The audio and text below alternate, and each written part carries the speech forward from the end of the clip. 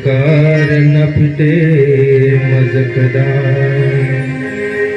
देवा परमानंद तूच प्रिय।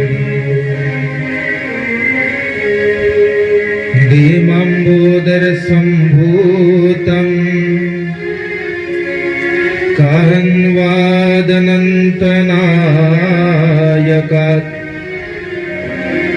प्रभुं नमामि गोविन्दं, जीवा विद्या विभञ्जकम्, जीवा विद्या विभञ्जकम्। हे गोविंद हे गोपाल, हे दयानिधान, हे गोविंद हे गोपाल, हे दयानिधान,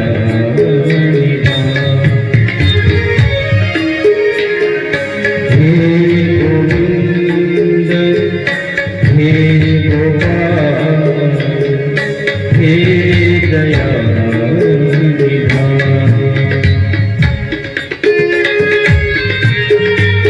दयानिधान।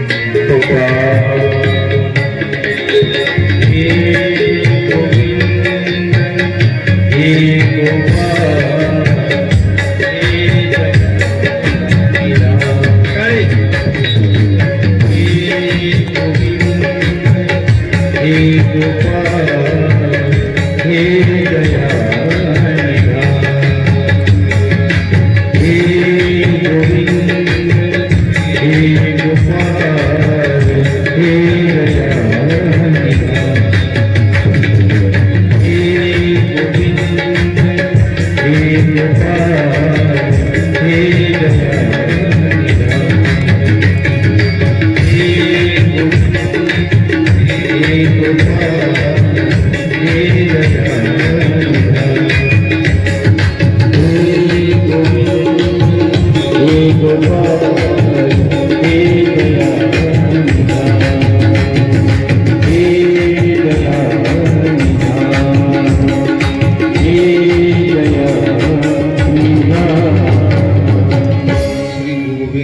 प्रभु महाराज की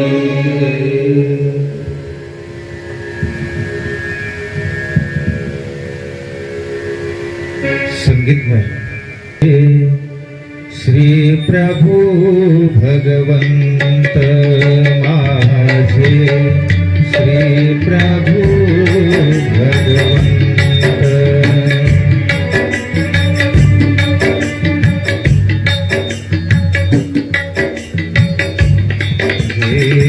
श्री प्रभु भगवंत माझे श्री प्रभु भगवंत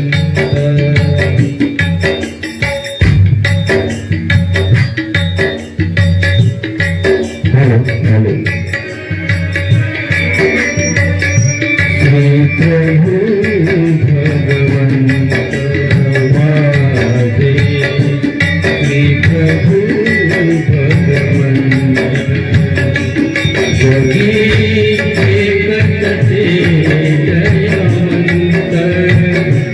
जगी एकते जयवंत माझे श्री प्रभु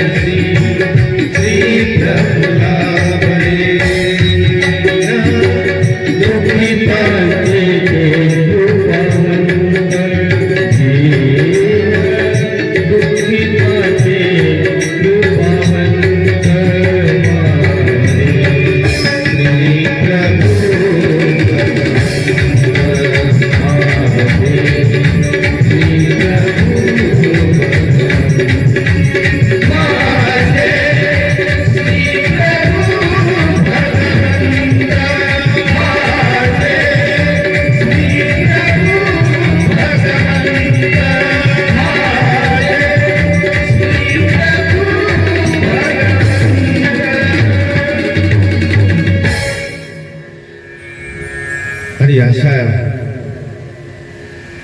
निर्गुण निराकार पूर्ण परब्रह्म परमेश्वर अवतार भगवान श्री गोविंद प्रभू महाराजांचा आपण काल अवतार बघितला.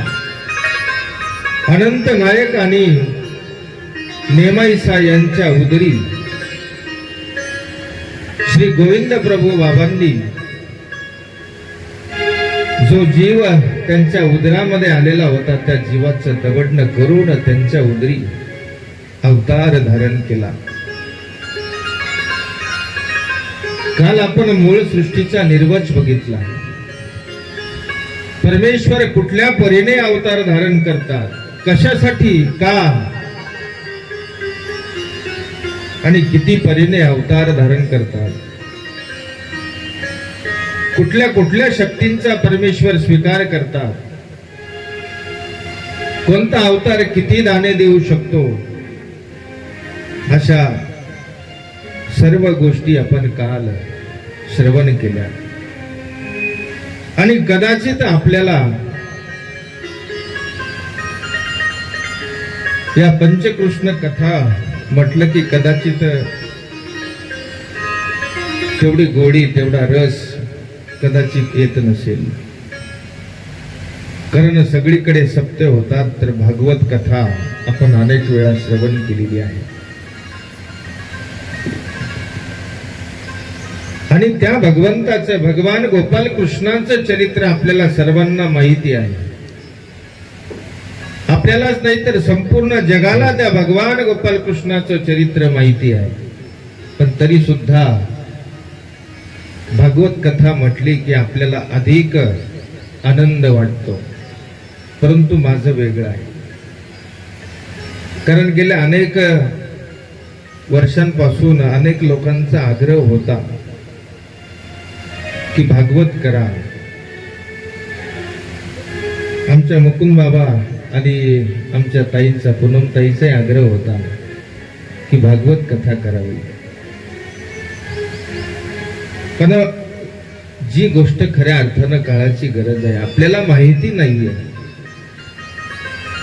म्हणून माझा आनंद किंवा मला आनंद या गोष्टीमध्ये आहे की माझ्या श्री गोविंद प्रभू बाबांच्या ज्या लीळा आहेत, अवर्णनीय लीळा आहेत, या लीळांचं आकलन व्हावं, या लीळांचं स्मरण व्हावं, या अगम्य असलेल्या लीळा तुमच्यापर्यंत पोहोचवाव्या, या गोष्टीमध्ये आनंद आहे. म्हणून आनंद आपल्याला या लीळेचा घेता आला पाहिजे. आपल्या जीवनातला जो आनंद आहे ना, तो आनंद प्रत्येक गोष्टीतून आपल्याला आनंद घेता आला पाहिजे आणि तो आनंद हा सुगंधापरी दरवळला पाहिजे. आनंद या जीवनाचा वा सुगंध परी दरवळावा. आनंद या जीवनाचा सुगंध परी दरवळावा. पारातला सुरतैसा ओठातून ओघळावा. पारातला सुरतैसा ओठातून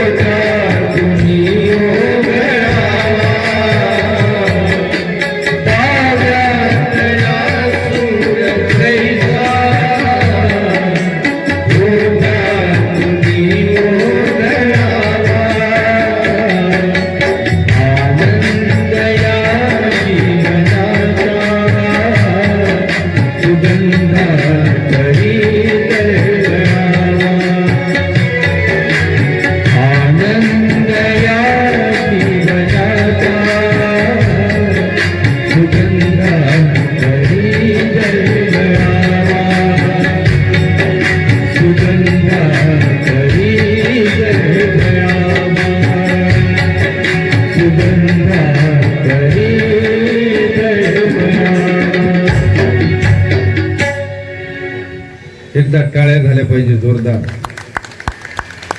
कारण आपल्याकडून तीच अपेक्षा आहे. आमची कलाकार मंडळी खऱ्या अर्थानं जीव ओतून ही कला सादर करत असते. जीवनाचा आनंद आपल्याला घेता आला पाहिजे. म्हणून काल आपण बघितलं की भगवंताचं मुंजी बंधन झालेलं आहे. 7व्या वर्षी मुंजी बंधन होत असतं. शिखासूत्र त्या ठिकाणी दिल्या जातात, झोळी दिल्या जाते आणि भिक्षा मागायला शिकवल्या जातं. ओम भवंती भिक्षाम देही असं श्री गोविंद प्रभू बाबांना त्या ठिकाणी सांगितलं. श्री गोविंद प्रभू बाबा भिक्षाम देही म्हणायचे आणि त्या नगरीमध्ये भिक्षा मागून भोजन करायचे. त्या श्री गोविंद प्रभू बाबांना मोपोपाध्याकडे वेद अभ्यासासाठी ठेवलं. ब्राह्मणांमध्ये प्रामुख्याने वेदांचा अभ्यास दिला जात असतो आणि श्री गोविंद प्रभू बाबांना त्यांच्याकडे ठेवलं. बघता बघता बरेच दिवस झाले, अनेक दिवस निघून गेले आणि आता जेव्हा या सर्व विद्यार्थ्यांना शिकवण्याचा वेळ असायचा, शिकवण्याची वेळ असायची, त्यावेळेला हे मोपोपाध्य आश्चर्यचकित व्हायचे. कारण श्री गोविंद प्रभू बाबांनी अचाट सामग्री स्वीकारलेली आहे. जी बुद्धिमत्ता आहे त्या बुद्धिमत्तेचा स्वीकार श्री गोविंद प्रभू बाबांनी केला. ज्या विद्यार्थ्यांना पाठांतराला 1 महिना लागायचा, श्री गोविंद प्रभू बाबा 1 दिवसात पाठ करायचे. आणि ज्यांना दिवसभर घोकून सुद्धा पाठ व्हायचं नाही, ते 1 तासामध्ये श्री गोविंद प्रभू बाबा त्याचं मनन करायचे, चिंतन करायचे. साहजिक आश्चर्य वाटणारच आहे. विद्यार्थ्यांना तर आश्चर्य वाटायचं, परंतु उपाध्यांनाही आश्चर्य वाटायचं. ते म्हणायचे, हा गुंडो सामान्य नव्हे. गोविंद प्रभू बाबांचं नाव गुंडो ठेवलेलं आहे. हा गुंडो सामान्य नव्हे. हा ईश्वर होईल, ईश्वर अवतार होईल का देवता अवतार होईल. याचा अर्थ की गोपोपाध्यांनाही कदाचित जीव, देवता, प्रपंच आणि परमेश्वर यांचं ज्ञान असावं. कारण जीवेश्वर भाव त्यांना उमटलेला आहे. त्यांना देवता कळालेल्या आहेत की देवता वेगळी आहे आणि ईश्वर वेगळा आहे. कदाचित त्यांना कळालं असेल, पण व्यावहारिक जीवन जगताना आपल्याला या गोष्टी का कळू नये. आपण तर अनेक वर्ष झाले उपदेश घेऊन सांगताना आपण पिढ्यानपिढीचे उपदेशी आहोत. 7 पिढ्यापासून आमच्या घरामध्ये देव आहे. आम्ही पिढ्यानपिढ्यांचे उपदेशी आहोत. मग आपल्याला देव आणि देवता यातला फरक का कळू नये. आपल्याला देव कळाला, ईश्वर कळाला, तरी सुद्धा आपण देवतेकडे जातोच का नाही. थोडं आत्मपरीक्षण करा. गोपोपाध्य म्हणतात, हा ईश्वर अवतार होईल का देवता अवतार होईल. म्हणून परमेश्वराकडे सगळं आहे. कर्तुम अकर्तुम अन्यथा कर्तुम. परमेश्वर काहीही करू शकतो. अनंत ब्रह्मांडाचा मालक आहे. लक्षात ठेवा, आपलं महाराष्ट्र सरकार आहे. महाराष्ट्र सरकारमध्ये मुख्यमंत्री असतो. देशाचा PM पंतप्रधान असतो. मुख्यमंत्री असल्यानंतरही अनेक विभागाची अनेक खाते वाटप केल्या जातात. ज्या त्या खात्याचा अधिकार ज्याला त्याला दिला जातो. एखादा आरोग्याचा मंत्री आहे, एखादा महसूल मंत्री आहे, एखादा वित्त मंत्री आहे, एखादा गृहमंत्री आहे.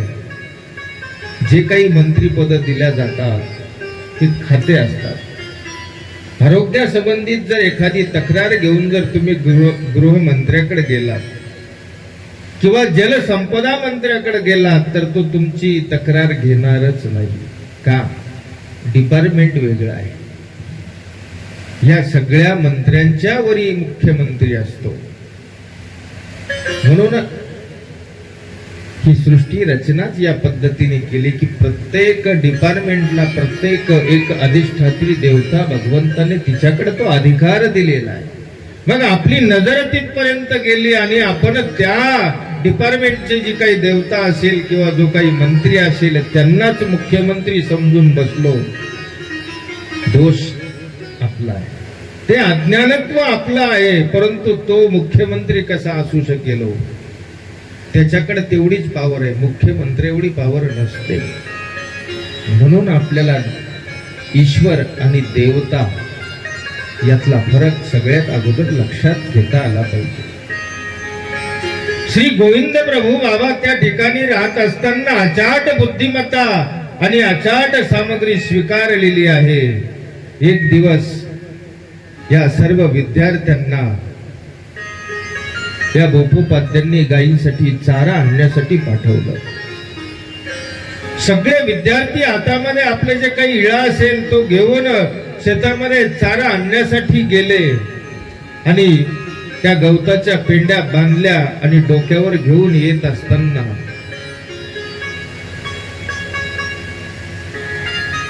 श्री गोविंद प्रभू बाबांची पेंडी मात्र आकाश मार्गाने चालायला लागली.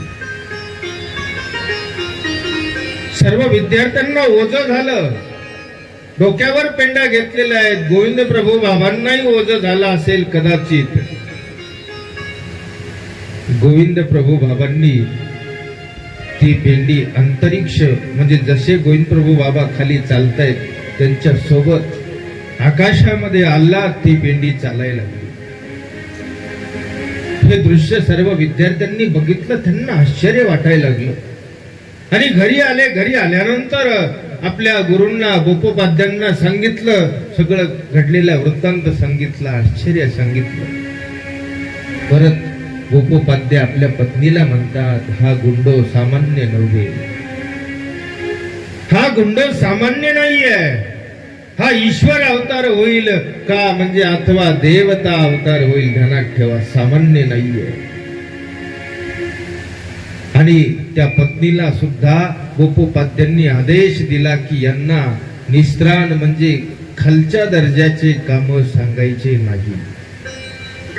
आता खालच्या दर्जाची कामं जसं एखादा आपण झाडू पोछा लावतो हे न्यून काम गणल्या जातात. एखाद्या चांगल्या दर्जाचं काम आहे. इथे मंदिरामध्ये आपण आल्यानंतर अनेक प्रकारची काम आहेत. एखादा साहेब असेल त्याला सांगता येईल का साहेब आल्यानंतर बाबा जा हातामध्ये पोत्र घेऊन मंदिर साफ करा? त्याला काम सांगता येईल कोणतं की बाबा पंगत बसलेली आहे थोडीशी वाढ कराय का पंक्तीला सांगू शकता. म्हणून पत्नीला या ठिकाणी आदेश दिला गोपोपाध्याने की हा गुंडो सामान्य नाही आहे आणि खालच्या दर्जाची निस्त्राण दर्जाची काम या गुंडोंना सांगू नका. भगवंतानी चमत्कार दाखवला. सगळे विद्यार्थी झोपलेले आहेत आणि विद्यार्थी झोपलेले असताना श्री गोविंद प्रभू बाबांच्या डोक्यामधून प्रकाश निघाला. गगनभेदी असा प्रकाश निघाला की जो गगनापर्यंत पोहोचलेला आहे. त्याचा उजेड, त्याचा प्रकाश अवतीभोवती सर्वांनी अनुभवला. मध्यरात्रीची वेळ आहे आणि असा प्रकाश जेव्हा बघितला आणि त्यावेळेला सगळे घाबरले. नेमकं कळत नव्हतं काय झालं. एखादं पेटलं की काय, गाव पेटलं, घर पेटलं, काय पेटलं, हा प्रकाश कशाचा आहे कळत नव्हतं. आणि ज्या प्रकाशाच्या दिशेने लोक धावत यायचे बघितलं तर श्री गोविंद प्रभू बाबांच्या डोक्यात हा प्रकाश पुन्हा सामावला. सगळ्यांना आश्चर्य वाटलं. ह्या गोष्टी भगवंतांनी दाखवल्या, श्री गोविंद प्रभू बाबांनी दाखवल्या आणि त्यांनाही प्रचिती आली, गोपोपाध्यांनाही प्रचिती आली. एखाद्या वेळेस शिकवताना जर कदाचित विद्यार्थी चुकले तर गोविंद प्रभू बाबा चुकी भुली चाटयाही सांगती. विद्यार्थ्यांना सांगायचे, एखादं पाठांतर करताना चुकल्यावर सांगायचे, त्यांनाच नाही तर उपाध्यांनाही सांगायचे. एखादा शिक्षक आहे आणि शिक्षक शिकवत असताना कदाचित उच्चारण दोष असू शकतो, उच्चारताना एखादा शब्द किंवा सांगत असताना एखादा शब्द शिक्षकाकडून चुकू शकतो. झालेली चूक गोविंद प्रभू बाबा त्या उपाध्यांना सांगायचे. आज मी तुम्हाला काही लीळा भगवंताच्या सांगतोय. सांगण्याच्या भरामध्ये यदा कदाचित काही 4-2 शब्द चुकीचे निघू शकतात. हा जीवाचा स्वभाव आहे, जीवाकडून चूक होऊ शकते. म्हणून गुरु असेल, गुरुकडून सुद्धा चूक होऊ शकते. ते उपाध्यांनाही श्री गोविंद प्रभू बाबा ही चूक सांगायचे. माझे श्री प्रभु भगवंत, माझे श्री प्रभु भगवंत, माझे श्री प्रभु भगवंत, जगी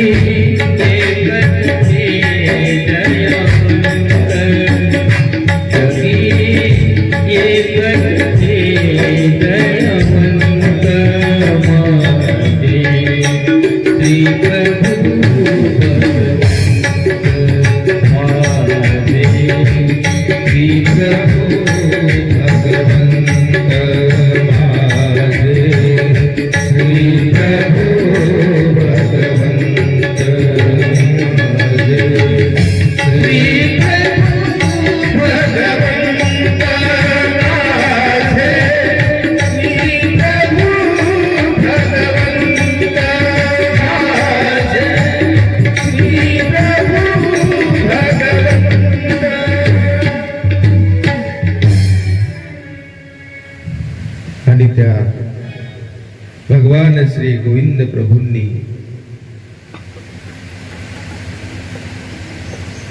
अशा चमत्कारिक लीळा दाखवल्या.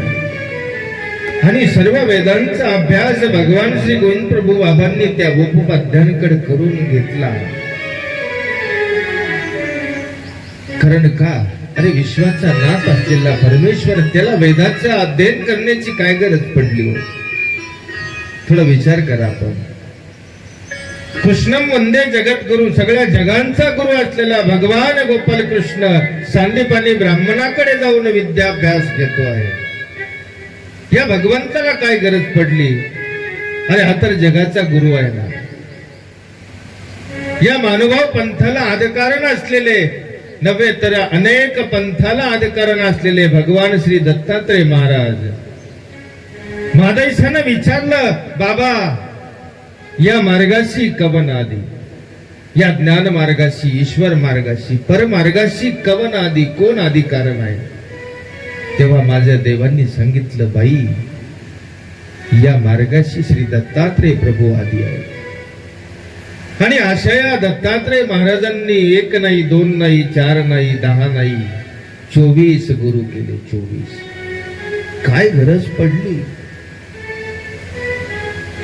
देवाला गुरु करण्याची गरज काय पडली? ध्यानात ठेवा. का? तर देवाने सुद्धा आपल्याला अगोदर आचार विहिला. ध्यानात ठेवा. कसा? करून दाखवल्यानंतर विहिला. ध्यानात ठेवा बरं. मी नेहमी सांगत असतो, जर नुसता विचार अगोदर विहिला असता, देवाने आचार केला नसता, तर माझ्यासारखा तुमच्यासारखा देवाला काय म्हटलं असता? देवा तुम्हाला सांगायला काय लागतं, आचार करणं काय असतं हे आम्हाला विचारा. तुम्हाला नुसतं सांगायला काय लागलं असतं, म्हटलं असतं की नाही आपण? पण देवाने तसं नाही केलं. ज्ञानापाठी वैराग्य. श्री गोविंद प्रभू बाबांनी मनुष्य वेशाला मान दिलेला. जो जीव जन्मामध्ये आलेला, गर्भामध्ये आलेला होता, त्या जीवाचे देह धर्म, जीव धर्म भगवंताने स्वीकारले होते. आणि त्यानुसार मनुष्य वेशाला मान दिल्यामुळे त्या गोपोपाध्यांकडे वेदाचा अभ्यास केला. आणि नंतर द्वारावतीला एकी वासना पांचाळेश्वरला श्री गोविंद प्रभू बाबा त्या द्वारकेला दिंडी सोबत गेले. त्या गोमती नदीमध्ये आपला दंड रोवला, एक देवपाट मांडला, त्यावरती काही शालिग्राम ठेवलेले होते आणि तिथे अनुष्ठान करत असताना श्री चक्रपाणी भगवंत त्या ठिकाणी आले. सोबत धुंडीरावळ आहेत आणि बसल्यानंतर श्री चक्रपाणी महाराज त्या द्वारकेमधली ज्या काही गल्ल्या होत्या विधी गोदरिया झाडून तो केर कचरा सुपामध्ये भरून त्या गोमतीमध्ये टाकायचे. एका हातामध्ये सूप आहे, एका हातामध्ये खराटा आहे. श्री गोविंद प्रभू बाबा जिथे बसले होते त्यांच्या जवळ येऊन डोक्यावरती सूप ठेवलं, वरून खराट्याचा घाव दिल्याबरोबर परावर शक्तीचा स्वीकार केला. उभय शक्तीचा स्वीकार श्री गोविंद प्रभू बाबांनी केला. अवर आच्छादिये केले, पर प्रगतीये केले. अवर शक्ती आच्छादून टाकली. ध्यानात ठेवा, कदाचित वेळ प्रसंग आल्यानंतर त्या शक्तीचा भगवंत वापर करू शकतात. तुम्हाला बाजारला जायचं आहे, सरासरी आठवड्याचा बाजार असतो, 500 रुपये लागतात बाजाराला. तुम्ही 700 रुपये घेऊन जाता, 1000 रुपये घेऊन जाता बाजाराला 500 रुपयाचा. मंजूताई,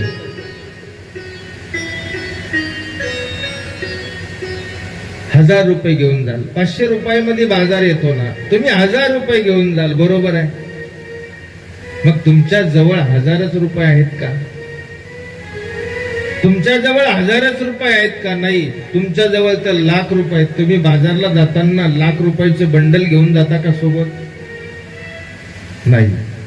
मग काय करता? 500 रुपये जर तुम्हाला लागताय तर दुसरे 4-5 हजार आपण वेगळ्या खिशामध्ये ठेवतो, जर कदाचित कमी जास्त लागले तर.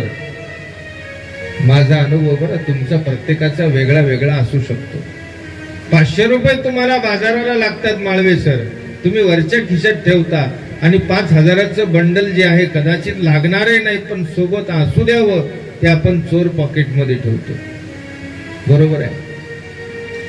मग जेव्हा गरज नसताना तुम्ही काढणार नाहीत, पण गरज पडली, एखादी वस्तू ध्यानात आली किंवा घ्यावी वाटली तर ते पैसे तुम्ही काढून ती वस्तू विकत घेता. तसं या पर आच्छादनीय, अवर आच्छादलं, ह्या ज्या अवताराच्या गोष्टी आहेत ना, गरज पडली तर ते पैसे काढून खर्च करू शकतात. कारण आवरामध्ये देवतेंच्या विद्या येतात, आवरामध्ये स्थितीचं दान येतं.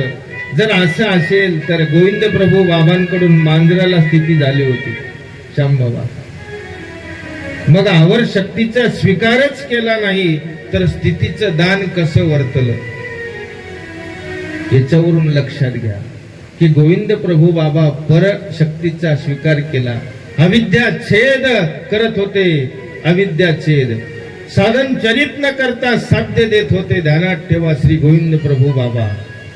म्हणून त्या ठिकाणी श्री चक्रपाणी भगवंताकडून पर अवर दोन्ही शक्तीचा स्वीकार केला आणि ठरवलं की बाबा मला 500 रुपयाचा बाजार करायचा आहे, जास्त नको. म्हणून जी शक्ती आहे ती शक्ती आपल्या खिशात ठेवून दिली, त्या शक्तीचा वापर केला नाही. माझे श्री प्रभू भगवंत, माझे श्री प्रभू भगवंत, श्री प्रभू भगवंत, जगीत दयावंत, जगीत दयावंत, माझे श्री प्रभू भगवंत, माझे श्री प्रभू भगवंत, माझे श्री प्रभू भगवंत. या ठिकाणी ज्यांचं आगमन श्री प्रभू भगवंत, माझे श्री प्रभू भगवंत, माझे श्री प्रभू भगवंत, जोगी एक जगी एकचते दयावंत माझे श्री प्रभू भगवंत माझे श्री प्रभू भगवंत माझे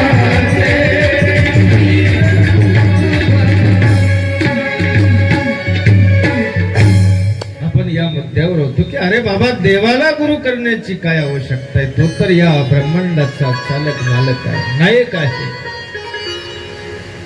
या देवाला गुरु करण्याची काय आवश्यकता आहे? पण देवाने परंपरा दाखवून दिली. देवाने अगोदर आचार केला. आता ज्ञानापाठी वैराग्य ज्ञान शक्ती स्वीकारल्यानंतर आता हातामध्ये झोळी आहे. श्री गोविंद प्रभू बाबा त्या द्वारका नगरीमध्ये भिक्षा मागताय. उरलेलं अन्न त्या झोळीमध्ये राहतंय. झोळी कुजून गेली. झोळीला छिद्र पडलेले आहेत आणि छिद्र पडल्यानंतर त्या झोळीतून भिक्षेचे कण खाली सांडायचे. गोविंद प्रभू महाराज त्याच ठिकाणी बसून ते भिक्षा त्या ठिकाणी सांडलेले कण हातामध्ये घ्यायचे आणि ते आरोगणा करायचे. माझ्या देवाने सुद्धा रायरला त्या ठिकाणी खाली सांडलेले जे काही कण आहेत ते वेचताना एका राजाने बघितलं. एका शिपायाने स्वामींना धक्का दिला आणि धक्का दिल्यानंतर हातामध्ये भिक्षा मागून नदी काठेला जाणारे माझे देव धक्का दिल्यानंतर हातातली भिक्षा खाली सांडली. एक हात छातीला लावून एक एक शीत हातामध्ये वेचताय. राजाने बघितलं, खाली उतरला आणि त्या ठिकाणी विनंती करतो आहे, ऐसे कवनेरे केले पापिये म्हटला, चला माझ्या घरी चला, आरोगणेला चला. देवानी नाही सांगितलं. देव नदीच्या काठावर जाऊन त्या ठिकाणी देवानी ते भोजन केलं. राजाच्या घरी गेले नाही, अधिकाऱ्याच्या घरी गेले नाही.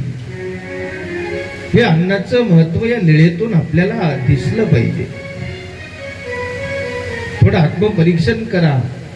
घरी दररोज आपण 2 टाइम 3 टाइम जेवत असताना अनेक लोकांच्या पंक्तीमध्ये बसल्यानंतर लक्षात येतं की बाबा, आपण भोजन केल्यानंतर आपल्या ताटामध्ये अर्ध शिल्लक आहे.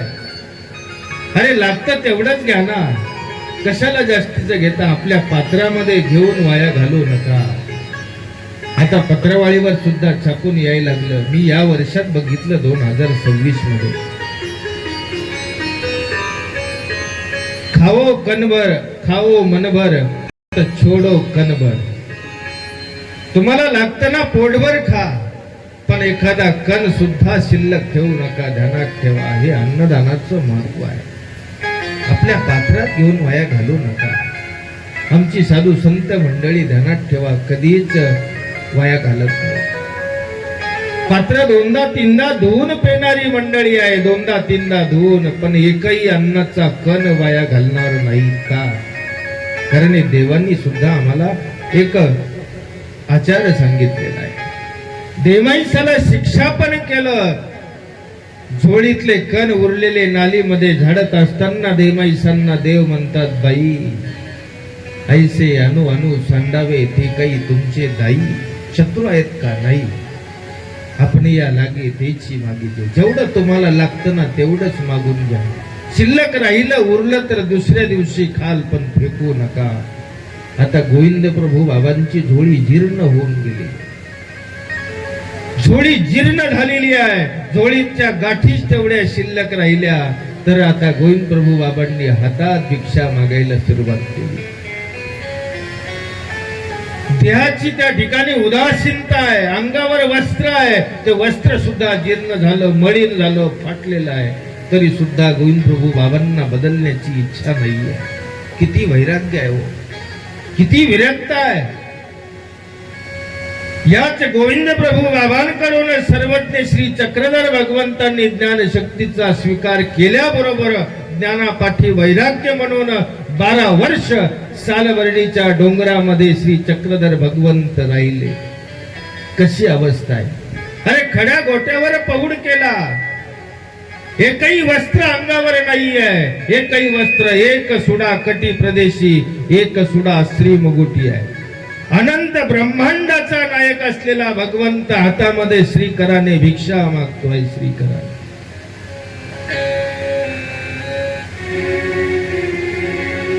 अनंत ब्रह्मांडाचा नायक अनंत ब्रह्मांडाचा नायक अनंत ब्रह्मांडाचा मालक अनंत ब्रह्मांडाचा श्रीकराने मागत श्रीकराने भिक्षा सोडीही नाही पात्र नाही होई नाही पात्र नाही स्वानंदे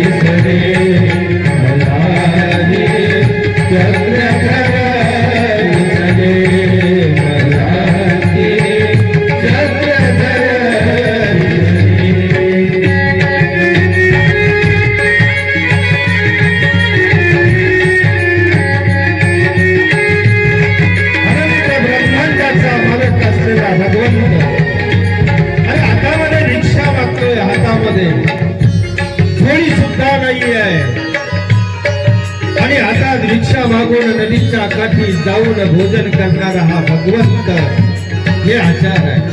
हे अगोदर आचार भगवंतांनी लिहिला, लक्षात असू द्या. मला श्री चक्रधर दिसले, मला चक्रधर दिसले, मला श्री चक्रधर दिसले.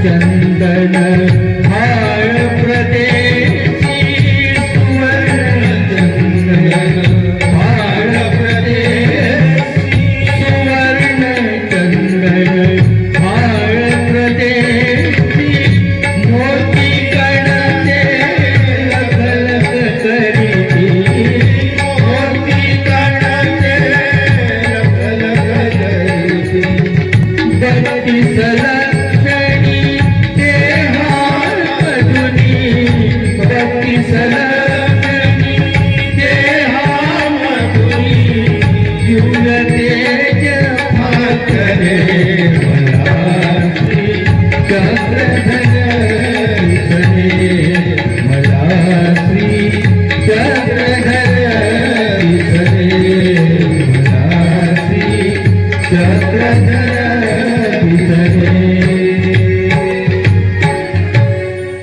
बरवी 32 लक्षणी असलेली सुकुमार मूर्त आहे अरे या कलियुगामध्ये हे बरवे देवाने सांगितलं द्वापरी श्रीकृष्ण चक्रवर्ती.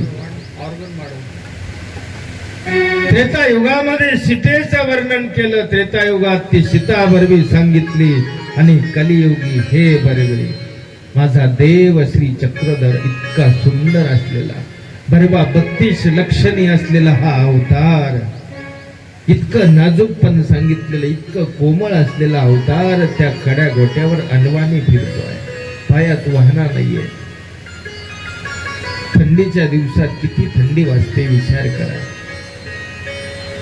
थंडीच्या दिवसामध्ये आपल्याला 2-2, 3-3 ब्लँकेट घेतल्यावरही थंडी राहत नाही, पण देव कमरेभोवती एक सुडा, डोक्यावर एक सुडा, कशासाठी हो?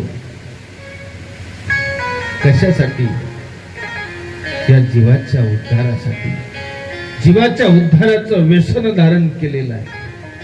अवतार कुठलाही असू द्या, अवतार कुठलाही असू द्या, हा जीव जे कार्य करतो, ज्या लीळा करतो ना, हा देव ज्या ज्या लीळा करतो या जीवाच्या भल्यासाठी आहे. या जीवाला कुठल्या ना कुठल्या पद्धतीने आपला आनंद देता आला पाहिजे, म्हणून परमेश्वराची लीळा खऱ्या अर्थानं जीवाच्या भल्यासाठी असते. आता ज्ञान भगवंताने ज्ञानशक्तीचा स्वीकार केला, आचारही केल्यानंतर आता गोविंद प्रभू बाबांना रुद्धपूरला यायची इच्छा झाली. कारण रुद्धपूरला गोविंद प्रभू बाबांना राहायचंय असं मनातून त्या ठिकाणी वाटलं आणि आता गोविंद प्रभू महाराज आता रुद्धपूरच्या दिशेने येत आहे. रुद्धपूरला आल्यानंतर आता श्री गोविंद प्रभू बाबांनी बघा, जीवनाचा आनंद तुम्हाला नाही घेता आला, जीवनाचा आनंद मलाही नाही घेता आला. ज्या लहानपणी वय 5 ते 7 वर्षाचं असेपर्यंत आपण निरागस होतो, मनामध्ये फक्त इच्छा एकच असायची की बाबा जास्तीत जास्त आपल्याला खेळायला भेटलं पाहिजे, जास्तीत जास्त खेळणे भेटले पाहिजे, जास्त उड्या मारता आल्या पाहिजे, आनंद घेता आला पाहिजे, एवढ्याच अपेक्षा असतात. त्या काळामध्ये एखादी नोकरी करावी, शाळा खूप शिकावी, पैसा कमवावा असं वाटतं का? 2-4 वर्षाच्या मुलाला नाही. त्याचा आनंद कशात आहे? त्याला चॉकलेट भेटली बस खुश झाला तो, काही लागत नाही त्याला. तुम्ही एखादा 1000चा बंडल डोळ्यासमोर ठेवा आणि एक चॉकलेट ठेवा, मुलगा ती चॉकलेट घेईल, पैसे नाही घेणार का? त्याला त्याची किंमत नाहीये, त्याला त्या चॉकलेटची किंमत आहे. आपलं वय वाढलं, 30, 40, 50 वर्ष आपलं वय झालं, लहानपणीचा आनंद तुमचा संपला का नाही? का अजूनही लहान लेकरासारखंच करता तुम्ही? अरे अजूनही लहान लेकरासारखंच करता का? तुमची मम्मी आली, पप्पा आल्यावर पदराला पीळ घेऊन मागता का, मम्मी मम्मी मला चॉकलेट दे, पप्पा मला चॉकलेट द्या म्हणता का? नाही. का? तो आनंद तुम्ही संपवला तुमच्या जीवनातला. आम्ही आमच्या जीवनातला लहानपणाचा आनंद आम्ही संपवला. आम्हाला आता लहान वागता येत नाही, लहान मुलांसारखं राहता येत नाही.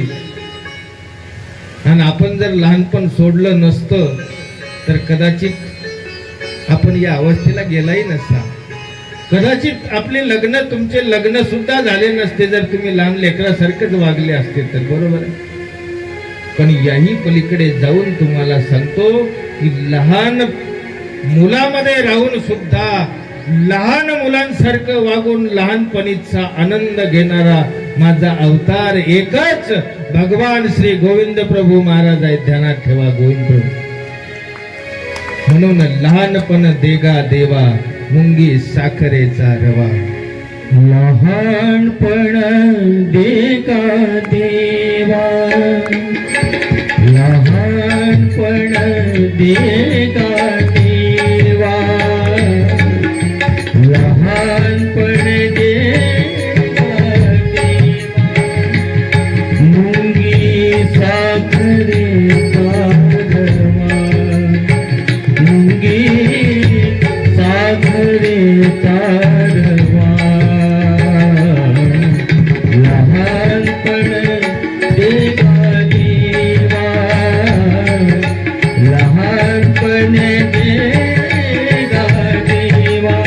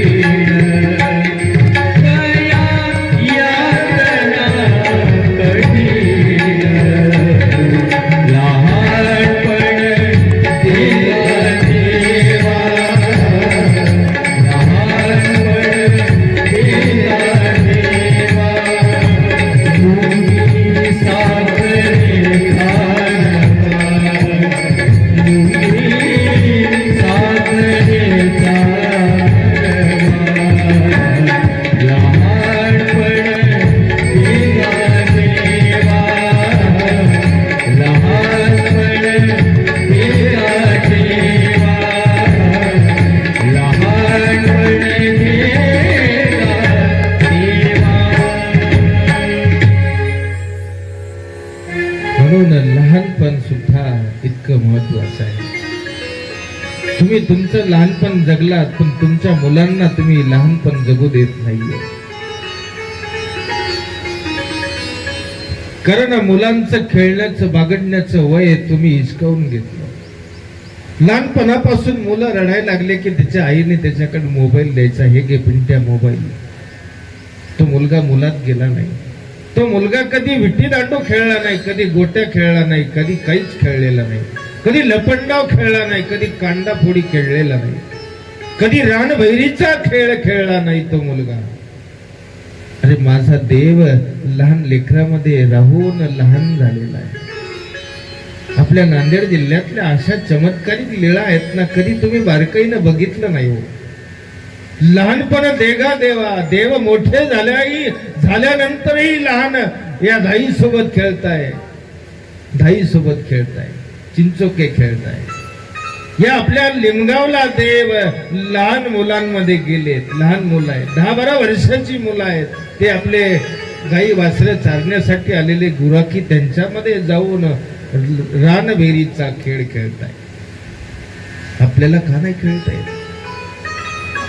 हे खेळ आपण विसरून गेलो. आपण आपल्या मुलांना माहिती नाहीये, ध्यानात ठेवा, आपल्या मुलांना काहीच माहिती नाहीये.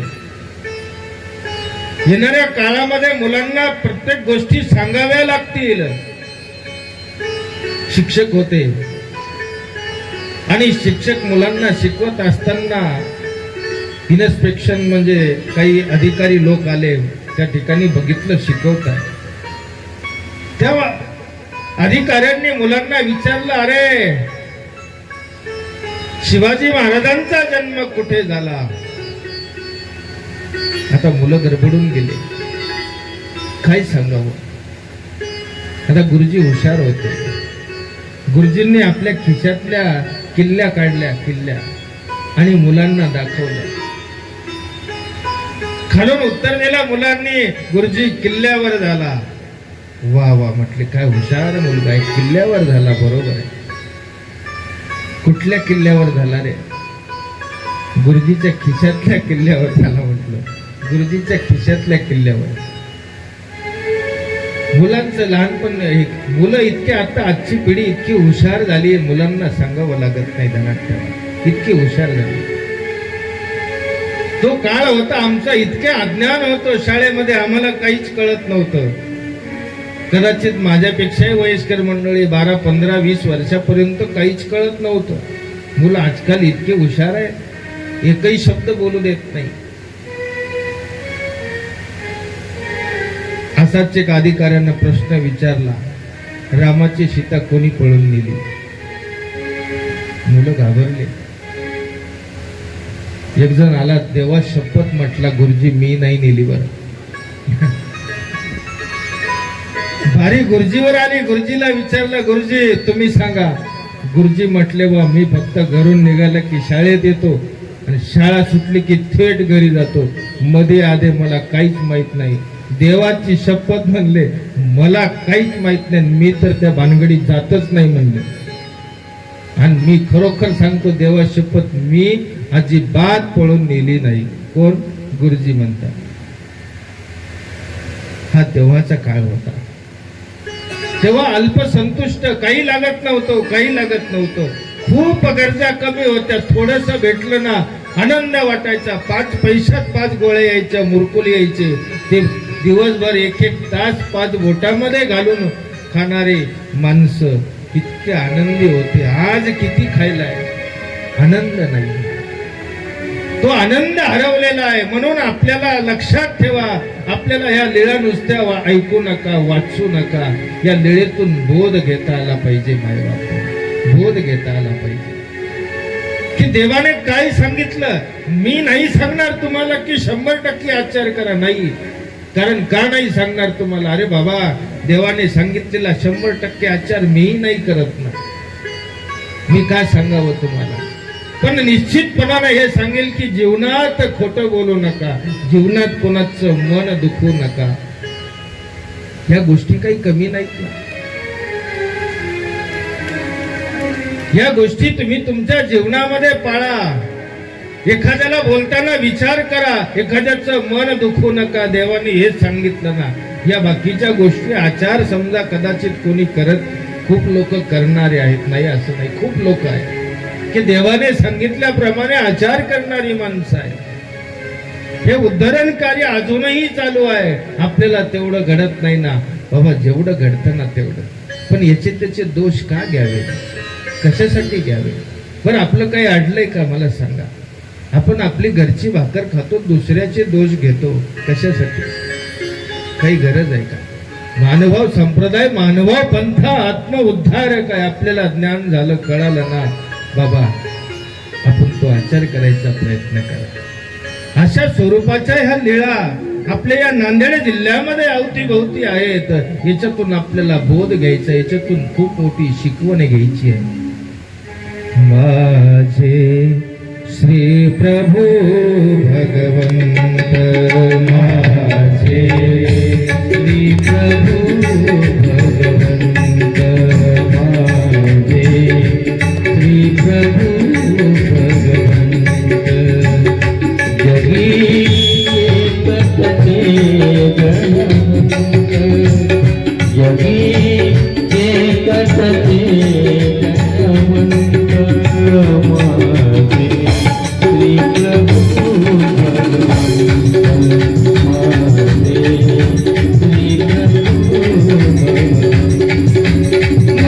माझे श्री प्रभू भगवंत, माझे श्री प्रभू भगवंत, माझे श्री प्रभू भगवंत. आणि गोविंद प्रभू बाबांचं विलक्षण वागणं आहे, चालणं विलक्षण आहे, बोलणं विलक्षण आहे. एखाद्याला सरळ कधीच बोलत नव्हते, चालताना असं शांततेत कधी चालले नाही, दुडदुड धावायचे, आकाशाकडे बघायचे.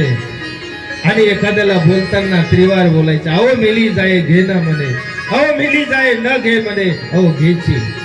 एखादी गोष्ट करायची आहे, करत असताना आपण विचार करतो, अरे बाबा ही गोष्ट करावी, बरं ठीक आहे, हो. बाबांचं तसं नव्हतं.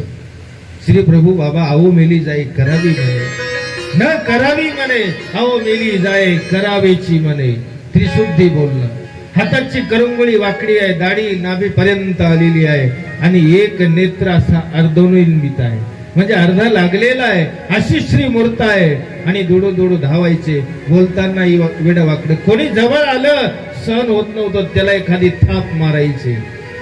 आता सगळे लोक त्या ठिकाणी गोविंद प्रभू बाबांना वेड समजायला लागले. माझ्या देवाला समजून घेतलं नाही. राऊळ वेडे, राऊळ पिसे, सगळं आलेला माणूस म्हणायचा, राऊळ संबोधायचा. राऊळ कोणालाही म्हणत नाही, श्रेष्ठ व्यक्तीला. राऊळ म्हणजे श्रेष्ठावाचक. आमच्या पंचनामामध्ये राऊळ शब्द भगवंताने सांगितलेला आहे, लिहिलेला आहे. त्याचा अर्थ काय? राऊळ म्हणजे श्रेष्ठ. जसा एखादा राजा असतो ना, त्या श्रेष्ठ समजला जातो, तसा तो शब्द एखाद्या श्रेष्ठ व्यक्तीला किंवा देवाला, तसा महाराज शब्द आहे. आपण जीवाला संबोधतो, पण नाही, महाराज फक्त तोच आहे, माझा श्री चक्रधर महाराज.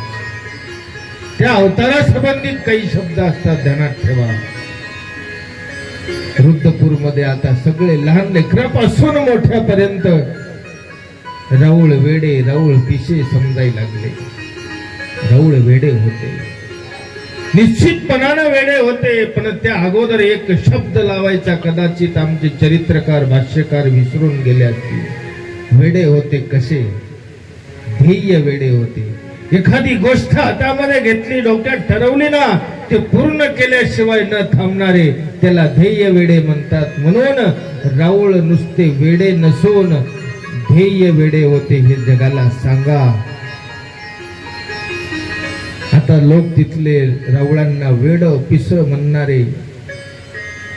त्या रुद्रपूरमध्ये गोविंद प्रभू बाबा राहत असताना एक दिवस एक बाई, तिच्या घरी कोणीच नाही, एक लहान लेकरू. रस्त्याने गोविंद प्रभू बाबा जाताना दिसले, आवाज दिला, राऊळ इकडे या. राऊळ एका क्षणात तिच्या घरी आले, बसले. काय? एक हंडा भरून पाण्याचा घेऊन येते, या लेकराला सांभाळा. गोविंद प्रभू बाबांच्या उपंगळी म्हणजे मांडीवर ते लेकरू दिलं.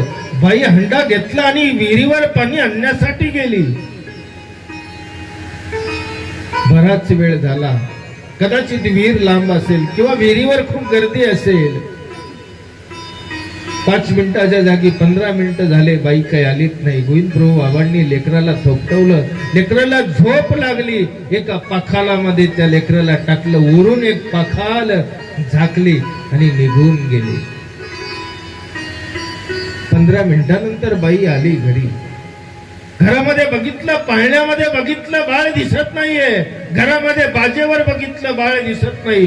सगळ्या कोणत्यामध्ये बघितलं, इकडं बघितलं, तिकडं सगळीकडे बघितलं, बाळ काही दिसत नाही. श्री प्रभू बाबा दिसत नाही, बाळही दिसत नाही. आता घाबरली. शेजारच्या घरी गेली. तिला विचारलं, अगं बाई, रावळांनी माझा बाळ तुझ्याकडे दिलं का? ती म्हटली नाही. तिच्या बाजूच्या घरी विचारलं, अहो तुमच्याकडे दिलं का? नाही. या साईडला विचारलं, अहो बाबांनी बाळ तुमच्याकडे दिलं का? नाही. आता आणखी घाबरली.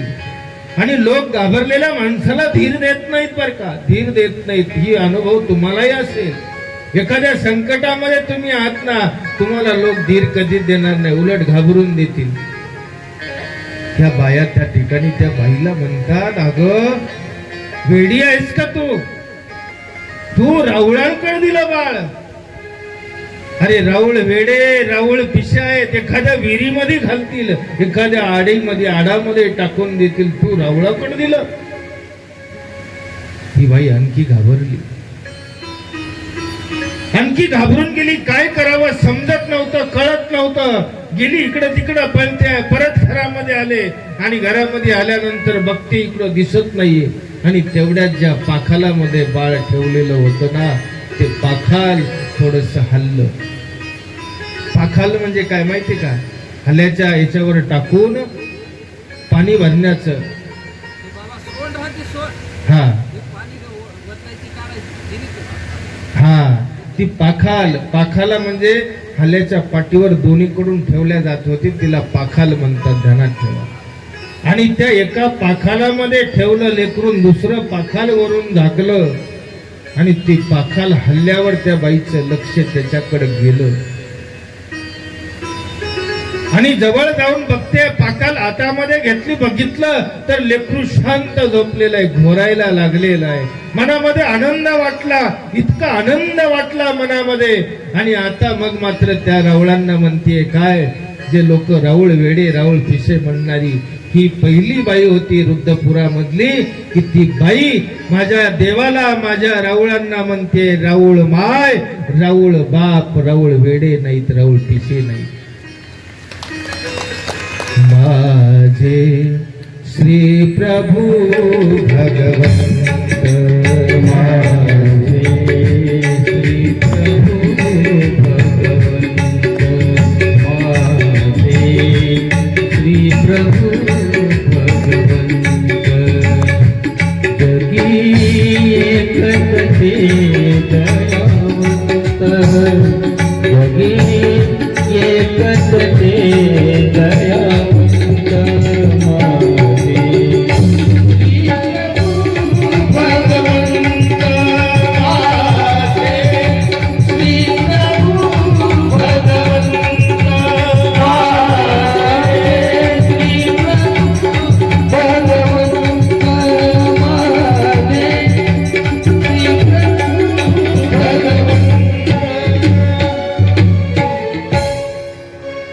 आणि राऊळ माय, राऊळ बाप. खरोखर बघा ना, देव जीवाचा माय बाप आहे. काल प्रसाद सेवेमध्ये तुम्ही ऐकलं की बाबा, पिता जसं मुलांचा लाड करतो ना, तसा देव सुद्धा भक्ताचा लाड करतो. कारण देवाला सगळ्यात प्रिय त्याचा भक्त आहे. या भक्तासाठी काहीही करायची तयारी या भगवंताची आहे. ध्यानात ठेवा, भगवंताची. नुसतं सांगत नाही, प्रमाण आहे. माझ्या देवानी सांगितलं, दादोस कानवाथर झाले, मागाईसाला म्हणतात रुपये स्नान केलं का, गुरुवाचं पाणी पिलं नाही, मी देवाचं चरणोदक घेतला. रे देवाला काय पडलं? जीव स्वर्गाला गेले काय, नरकाला गेले काय, काय पडलं देवाला? दादू असं कसं म्हणता हो? असं कसं म्हणता, आपल्याच वाटेल ना. आणि असं जर वाटलं असतं तर 56 कोटी यादव 60 लक्ष निज कुमार आपापसामध्ये झुंजू झुंजू मेले. गोपाल कृष्ण भगवंतांनी श्री कृष्ण चक्रवर्तींनी का नाही थांबवलं. आता महादाईचा निरोत्तर झाली. महादाईचा निरोत्तर झाली. प्रश्नाचं उत्तर देता येत नव्हतं. बेचैन झाली. असं कसं होऊ शकतं. पण देवाकडे गेली. देव उठून बसले आणि महादाईसानं सांगितला, घडलेला वृत्तांत सांगितला. तेव्हा देवाने दिलेलं उत्तर फार महत्वाचं आहे, ध्यानात ठेवा. पहिला मुद्दा देवाने सांगितला की त्यामध्ये माझा कोण होता. त्याच्याही अगोदर देवाने सांगितलं, बाई असं कोण म्हणतं. देवाने सांगितलं नाही, वारलं नाही. श्रीकृष्ण चक्रवर्ती शतसंभवी वारी तेची आले. बाबा हो, मद्यपान करू नका, हे चांगलं नाही. अनेकांची घरे उद्ध्वस्त झाले हो, अनेकांची घरे उद्ध्वस्त झाले. रस्त्यावर आले, ऍक्सिडेंट होत आहे, दारू पिऊन होत आहे. त्याला भान नाहीये. अरे बाबा, घरी आपलं कोणीतरी वाट पाहतंय. आपली आई आहे, आपला मुलगा आहे, आपली मुलगी आहे, आपली पत्नी आहे. घरी कोणतरी वाट पाहत आहे, हे त्याला भान राहिलेलं नाहीये. आणि देवाने सांगितलं ना, काय बाबा हो, मद्यपान करू नका, हे चांगलं नाहीये. सांगितलं, ऐकलं कोणी. शतसंभवी वारी तेची आले, सांगितलं, ऐकलं नाही. यापेक्षा आणखी महत्वाची गोष्ट सांगितली. या 56 कोटी यादवामध्ये माझा कोण होता. काय सांगितलं? या 56 कोटी यादवामध्ये माझा कोण होता. अरे कोणी अग्नीला, कोणी इंद्राला, कोणी चंद्राला, कोणी वरुणाला भजायचा. माझा कोण होता.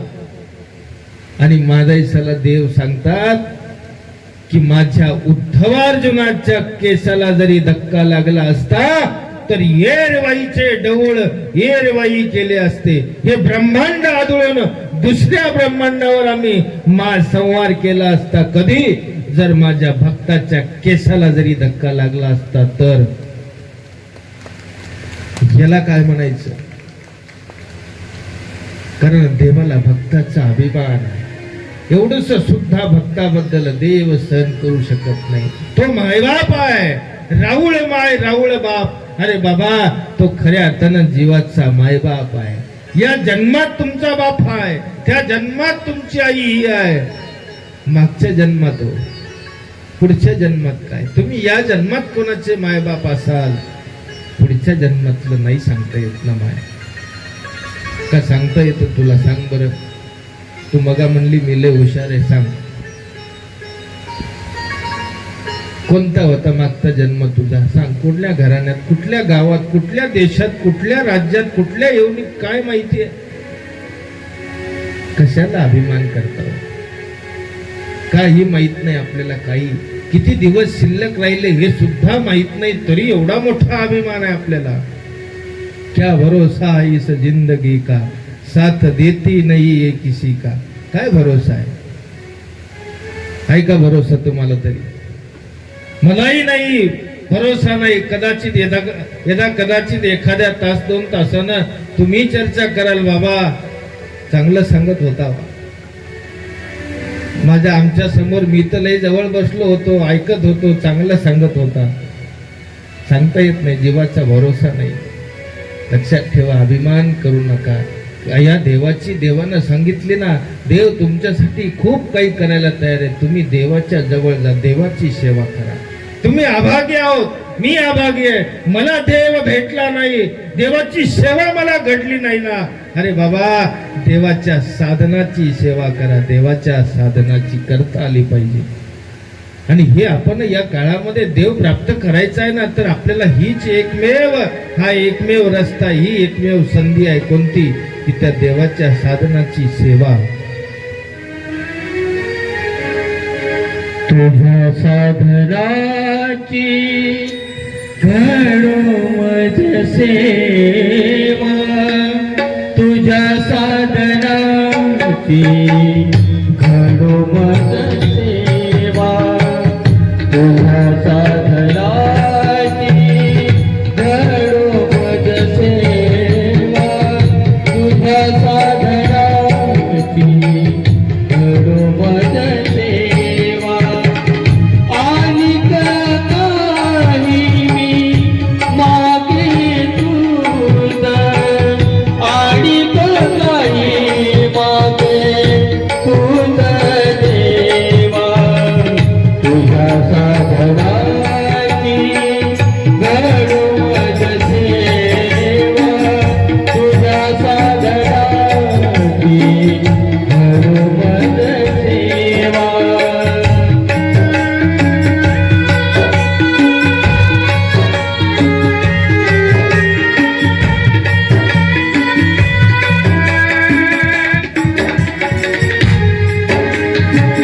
नाही मला वेध, नाही मला बोध, नाही ज्ञान शुद्ध काहीच देवा. नाही मला वेध, नाही मला बोध, नाही ज्ञान शुद्ध काहीच देवा. नाही ज्ञान शुद्ध काहीच देवा. नाही ज्ञान शुद्ध काहीच देवा. तुझ्या साधनाची गणो मज सेवा. तुझ्या साधनाची गणो मज सेवा.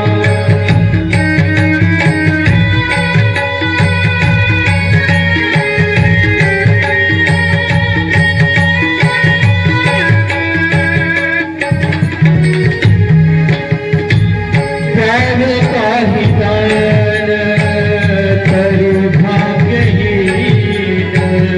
दारिद्र्याची खाण मी एक देवा. द्यावे काही दान तरी भाग्यहीन. दारिद्र्याची खाण मी एक देवा. दारिद्र्याची खाण मी एक देवा. दारिद्र्याची खाण मी एक देवा. दारिद्र्याची खाण मी एक देवा. तुझ्या साधनाची गणो मज सेवा. तुझ्या साधनाची गणो मज सेवा. तुझ्या साधनाची घडो मज सेवा. तुझ्या साधनाची गणो मज सेवा.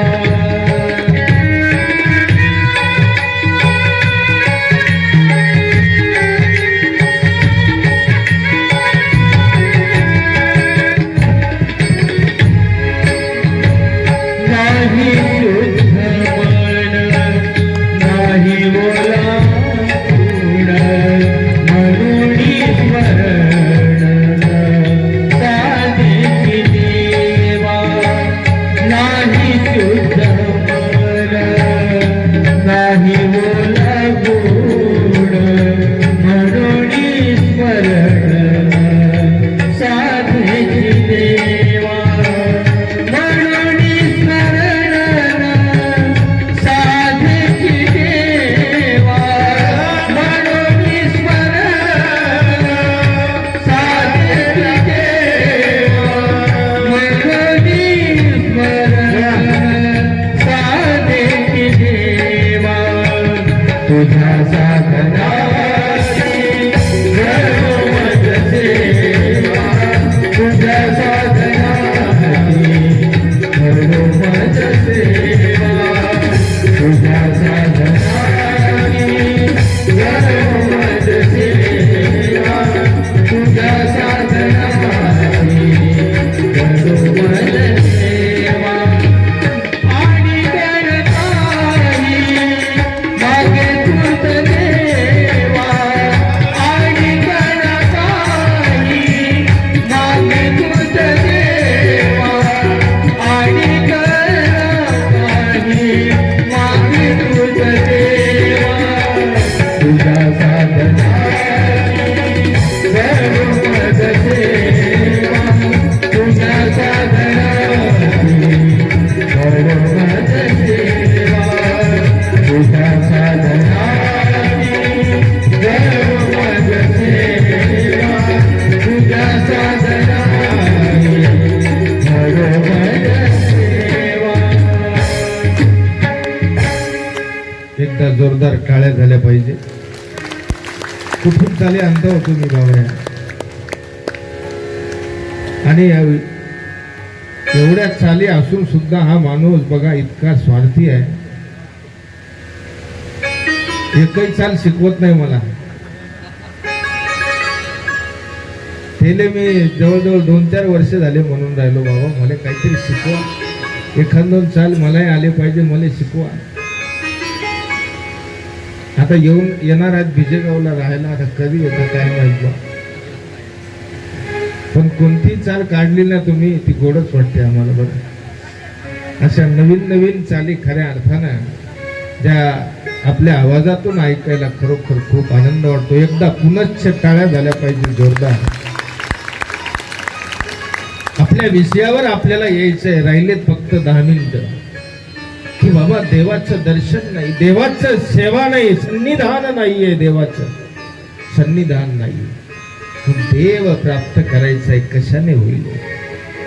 म्हणून कवी कर्त्याने सांगितलं, बाबा तुझ्या साधनाची सेवा मला घडली पाहिजे, हीच एक माझी विनंती आहे. देवाकडे मागणी आहे अनेकांना, काही मागे तुझं देवा, दुसरं काहीच नको. काय, फक्त तुझ्या साधनाची सेवा. का, कशासाठी? अरे बाबा या साधनामुळे तो देव प्राप्त होणार आहे. 4 साधन सांगितले: स्थान, प्रसाद, वासनिक आणि भिक्षू. वासनिकाची सेवा करा. वासनिकाचा अर्थ काल तुम्हाला आमच्या श्यामबाबाने सांगितलेला आहे. कोणाला वासनिक म्हणावं, नामधारक कोणाला म्हणावं. वासनिकाची व्याख्या आहे: अनिष्ट सेवे पोळे तो वासनिक आहे. संसाराचा त्रास भलयाची चाड ज्याला आहे ना, तो वासनिक आहे. मग आपण आत्मपरीक्षण करून घ्या. बसलेल्या पैकी आपण आत्मपरीक्षण करा. बाबा संसारामध्ये थोडेसे जरी काही एखादी हिंसा झाली ना, कसकस भावतो श्रीचक्र. एखादी साधी मुंगी आपल्याकडून मेली, एखाद्या झाडाचं पान आपल्याकडून एखादं तुटलं तरी कसकस भावतो ना. अनिष्ट सेवे पोळे तो वासनिक आहे. म्हणून तर सांगितलं, बाबा एखादा जीव नित्य नरकाला जातो, नित्य नरकाला जातो. बरोबर आहे. कशामुळे जातो? कारण ही त्याची प्रसवाची चाल वाढत जाते. तृणाधिकाची हिंसे काठिन्य मानसे, ते बीज अविनाशे जाये नित्य नरका. मला वाटते कालच आमच्या शास्त्रींनी सांगितलं, हा पक्ष सांगितला. तृणाधिकाची, नुसत्या गवताची हिंसा झाली, हा जाऊ द्या म्हणतो, काय तर. अरे नाही, देवापाशी त्याचं प्रायश्चित्त घे वेड्या. देवाला क्षमा माग, प्रसव मोड. का तर माझ्याकडून ही तृणाधिकाची हिंसा झाली.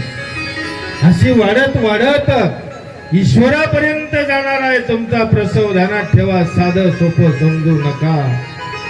म्हणून तर सांगितलं काय की बाबा कसकस बाबा. स्थान, प्रसाद, वासनिक, भिक्षुक 4 साधना आहेत ना. या 4 साधनाबद्दल आवडी, प्रेम, निष्ठा, सेवा ही घडली पाहिजे आपल्याला. ही ईश्वराला मागा. हेच या लेळेचे मतितार्थ आहे. या लेळेतून हेच आपल्याला खऱ्या अर्थानं बोध घ्यायचा आहे. श्री गोविंद प्रभू बाबांनी त्या रुद्धपूर मध्ये राहत असताना संपूर्ण रुद्धपूर खऱ्या अर्थानं पवित्र केलं. त्या रुद्धपूर मध्ये वावरत असताना अनेक प्रकारचे अघटित कार्य त्या श्री गोविंद प्रभू बाबांनी केलेले आहे. एका लेकरासोबत, जसं मी सांगितलं तुम्हाला की लेकरामध्ये जास्त खेळणारा हा अवतार आहे.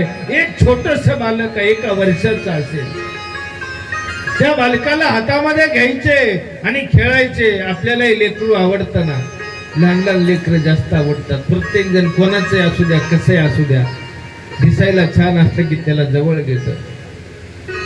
ते कोण्या समाजाचं, कुठल्या जातीचं काही घेणं देणं नसतं. दिसायला सुंदर आहे ना, माणूस त्याला जवळ घेतं, ये म्हणते ये.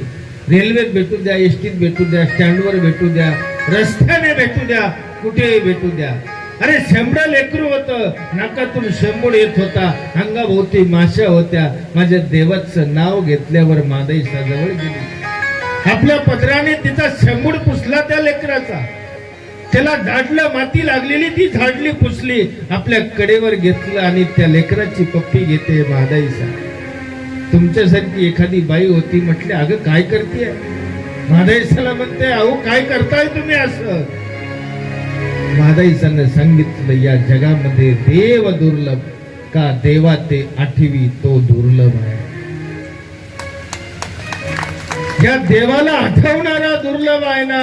या लेकरानं माझ्या देवाचं नाव घेतलं ना बस ते शेमला आहे कसा आहे काही घेतलेलं नाही, त्याला जवळ घेतलं. अशा लेकराला गोविंद प्रभू बाबा रोज खेळवायचे, दररोज त्या ठिकाणी खेळवायचे. आणि एक दिवस काय झालं की ते लेकरू सरलं. आता देवाला तर सगळंच माहिती आहे ना. इतकं गोंडच असलेलं स्वामी श्री गोविंद प्रभू महाराज त्या लेकरासोबत खेळ क्रीडा करणारे आता परत गेले आणि म्हटले कुठे लेकरू. लेकराला आवाज दिला. त्या घरच्या लोकांनी सांगितलं राऊळांना, राऊळो आता काहीसे अशी खेळाल, कोणासोबत खेळाल, ज्याच्यासोबत तुम्ही खेळायचे ना तेच राहिलं नाही. दुःख करू लागले आणि हे दुःख सहन झालं नाही. आणि दुःख सहन न झाल्यामुळं आता राऊळ म्हटले अहो मेली जाय आणावे म्हणे, न आणावे म्हणे. अहो मेली जाय आणावेची म्हणे. राऊळ दुडू दुडू दुडू धावत गेले. ज्या ठिकाणी ज्या भूमी डाग दिलेला होता, ज्या ठिकाणी दफन केलेलं होतं त्या ठिकाणी उकरलं, माती बाजूला केली, दगड बाजूला केले आणि त्या लेकराला हातामध्ये घेतलं. लेकराला हातामध्ये घेतलं. भगवंताचा स्पर्श झाल्याबरोबर मेलेलं बालक आता त्या भगवंताकडे टकमका बघायला लागलं. आणि ते बालक घेऊन मग आता त्या माईकडे आले आणि सांगितलं, दरवाजा वाजवला. अगं घे, रडत होती ना, माझं लेकरू घे, हे लेकरू घे. आता ती घाबरली. दरवाजा उघडला, बघितलं माती आहे, नाकात तोंडात थोडीशी माती दिसली आणि बघितलं गोविंद प्रभू बाबा अरे वेडे पिसेत म्हणणारे खरंच लेकराला तिथून जाऊन उकरून घेऊन आले. नको नको नको घेऊन जा, जा रावळो पडते जा. नका नका म्हटली. दरवाजा लावून घेतला. देव देत होते तिनं घेतलं नाही. शेजारी एक म्हातारी बाई होती, 80-85 वर्षाचं वय. त्या म्हाताऱ्या बाईकडे गोविंद प्रभू बाबा गेले आणि सांगितलं अगं घे, तू म्हणते ना मला पुत्र नाही पुत्र नाही, हे घे तुला पुत्र. आता ती म्हातारी बाई त्या गोविंद प्रभू बाबांना म्हणते राहुळो मी घेऊन काय करू, मी सतानिक बाईला. अरे 80-85 वर्षामध्ये त्या म्हातारीला होत नाही, या लेकराला दूध पाजू कुठून. देवाचा चमत्कार बघा. देवाने तिच्या स्तनाला स्पर्श केला, त्या लेकराच्या तोंडामध्ये स्तन दिलं आणि 85 वर्षाच्या बाईला सुद्धा पाना फुटला. हा चमत्कार भगवान गोविंद प्रभू बाबांनी करून दाखवला. ते लेकरू चुटचुट दूध प्यायला लागलं. आणि नंतर आता हे दृश्य त्या घरच्या लोकांनी बघितलं. ही म्हातारी त्या लेकराला खेळवायची, म्हातारी त्या लेकराला खेळवायची. आणि म्हातारी खेळवता मग आता हे सगळे लोक आले, बघितलं तर मुलगा जिवंत झालेला आहे. त्या म्हातारी सोबत भांडण करू लागले. म्हातारींनी रावळांना बोलवलं, सगळ्या गावाला बोलवलं आणि त्यावेळेला सांगितलं काय बाबा राऊळ तुम्हाला देत होते, तुम्ही का घेतलं नाही, घेतलं का नाही. रावळांनी यांना दिलं, आता तुमचा अधिकार संपला. तुम्ही लाड करू शकता, लेकराचा लाड करू शकता, पण लेकरावर तुमचा अधिकार गाजवू शकत नाही. मग तिच्या घरी शेजारी तिला आणून ठेवलं, तिचं घर बांधलं, ती राहू लागली. एक गाय त्या म्हातारीला दिली, गादी दिली, बाज दिली, पाळणा दिला, सगळ्या सुख सुविधा वस्तू दिल्या, तिथं राहू लागले. सांगण्याचं तात्पर्य हेच आहे की बाबा हो, भगवंताच्या नजरेत किंवा भगवंताच्या लक्षामध्ये, भगवंताच्या स्मरणामध्ये जर हा जीव आणि एखाद्या या जीवाचं जर नाव आलं तर काही होऊ शकतं. ध्यानात ठेवा, हातात माती घेतली त्याचं सोनं होऊ शकतं. जर भगवंताची नजर आपल्यावर नसेल, सोनं हातामध्ये घ्या, त्याची माती होऊन जाईल. लक्षात ठेवा, त्या लेकरावर भगवंताची नजर होती, त्या लेकरासोबत भगवंत खेळायचे, त्या लेकराला जिवंत केलं. आणि 100 वर्ष तो जगला. त्याचं नाव दामोदर. मरेपर्यंत एकही आजार त्याला बाधला नाही. साधी ताप थंडी सुद्धा काहीच वाजली नाही त्या दामोदरला. देवाने त्या लेकराला जिवंत केलं. एवढंच नाही, अरे आपल्या उशाला, आपल्या जवळ राहेर, सर्व तीर्थांचं माहेर. या राहेरला सुद्धा वामन पेंद्याच्या पत्नीला राहेरला जाऊन माझ्या देवानं श्री चक्रधर स्वामी महाराजांनी ती मृत भार्या जिवंत केली. ध्यानात ठेवा, जिवंत. ओ बाबा, ओ बाबा, चक्रधर मेरी सुन लो पुकार. तू है सृष्टि का राजा, ओ तू है सृष्टि का राजा. तेरी महिमा पार. तू है सृष्टि का राजा, तेरी महिमा पार. ओ बाबा,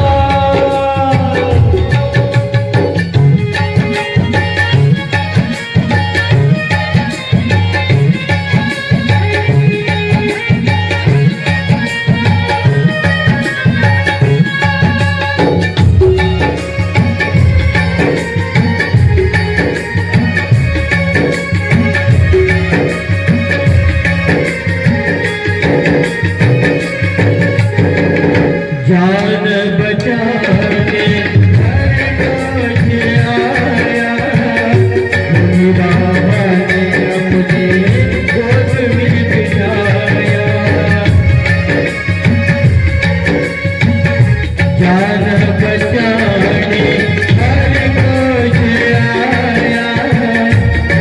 बाबा ने अपने गोद में बिठाया.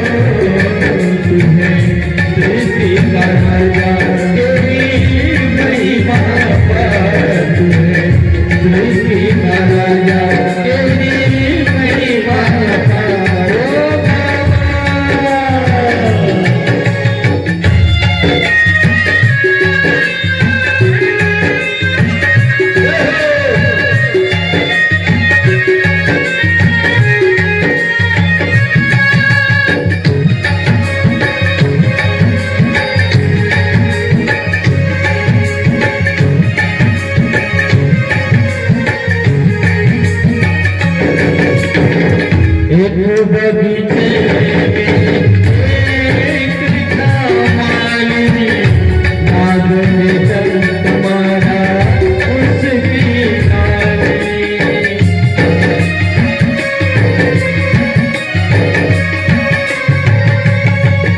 एक बगीचे में एक मालिनी, नाग ने संत मारा उसकी ले गए उसको प्रभु के पास में. जान से जान भर दी मेरे चक्रधर ने. हो बाबा चक्रधर मेरी सुन लो पुकार. तू है सृष्टि का राजा, तू है सृष्टि का राजा.